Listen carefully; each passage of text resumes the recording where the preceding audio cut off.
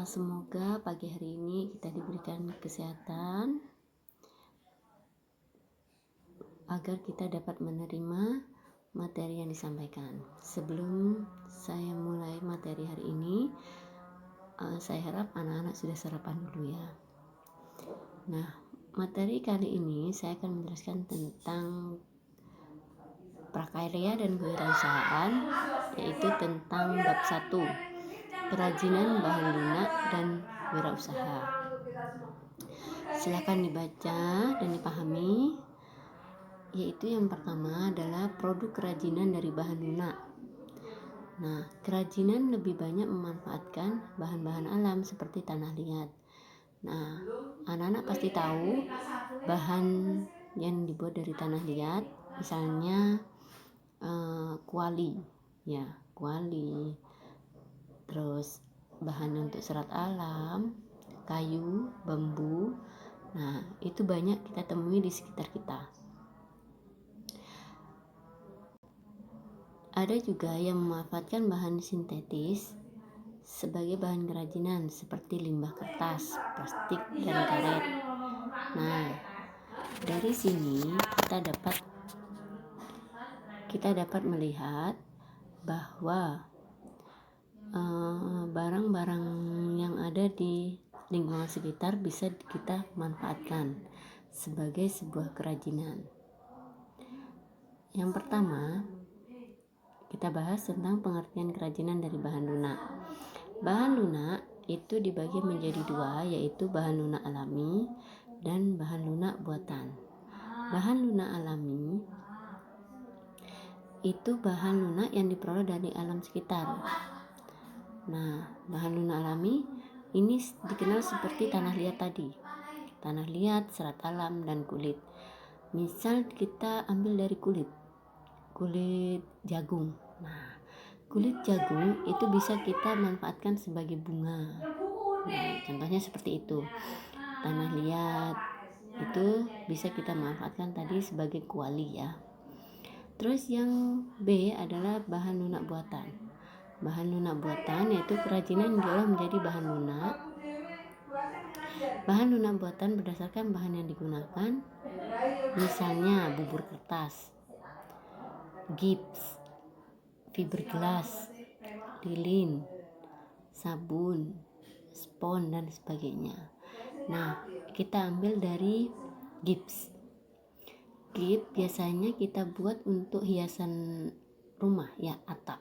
Nah, itu yang rumahnya ada gipsnya itu adalah bahan lunak buatan. Nah, awal dari bahan lunak buatan itu adalah kapur ya, untuk membuat sebuah gips. Nah, terus berikutnya yang kedua adalah aneka produk kerajinan dari bahan lunak. Yang A adalah kerajinan tanah liat. Nah, kerajinan dikenal dengan orang kerajinan keramik.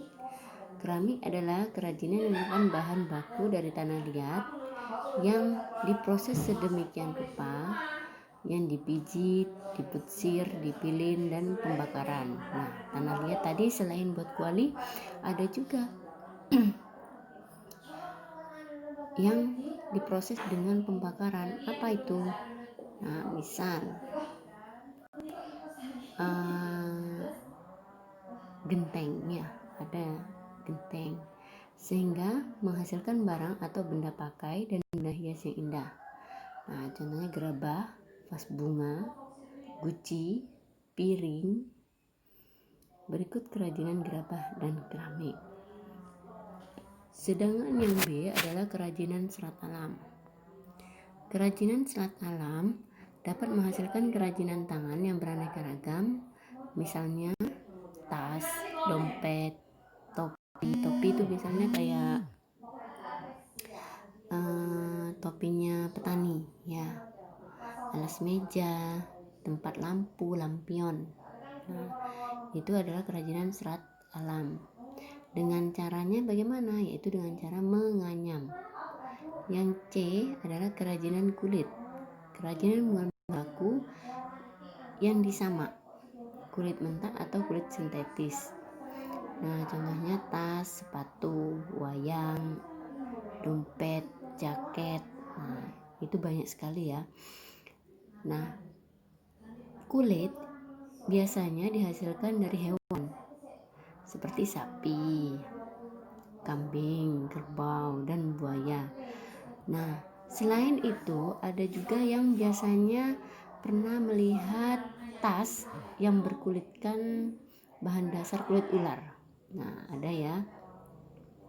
Nah, itu adalah kerajinan yang membuat dari bahan kulit ular. Yang D adalah kerajinan gips, merupakan mineral yang larut dalam air dalam waktu yang lama dan menjadi padat.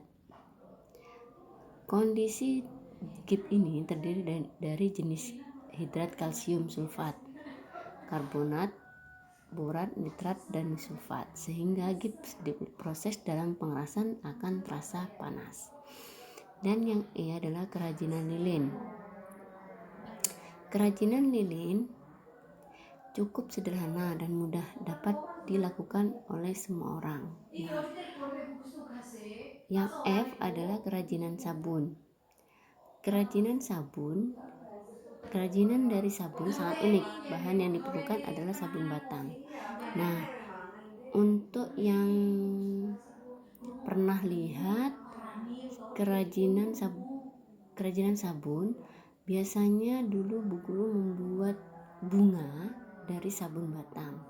Nah, di mana sabun tersebut itu kita parut. Setelah kita parut, lalu kita campur dengan baby oil dan lem. Nah, setelah itu kita bentuk membuat sebuah sabun. Dan yang G adalah kerajinan bubur kertas, yaitu kerajinan bubur kertas itu dari sisa-sisa kertas yang tidak dimanfaatkan kita buat beraneka ragam. Nah, itu kerajinan bubur kertas. Dari kerajinan-kerajinan tersebut, apakah ada pertanyaan sebelum saya lanjutkan? Jika ada, silakan komen.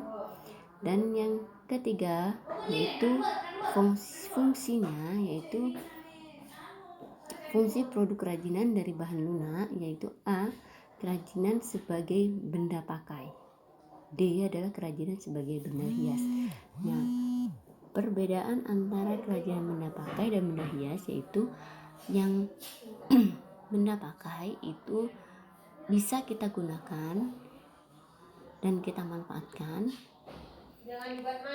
sedangkan yang benda hias yaitu hanya untuk hiasan saja, tidak bisa kita pakai. Nah, contohnya tadi gips ya, hanya buat hiasan untuk mempercantik rumah kita.